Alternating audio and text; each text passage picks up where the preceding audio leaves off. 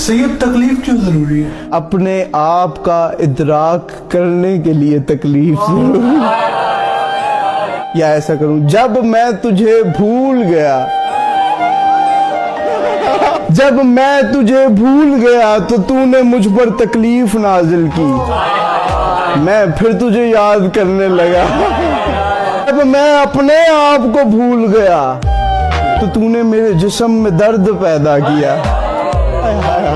देखो ना, पूरा जिस्म है, अंगूठा अभी किसी के इदराक में नहीं, लेकिन अंगूठे पे अभी अभी ताजा ताजा चोट लगी हो। तो शायद मैं इतना ना याद हूं जितना अंगूठा याद, क्योंकि वहां दर्द हो रहा है। ऐ दर्दों को दवा बनाने वाली जात, ऐ दर्दों की दवाई पिलाने वाली जात।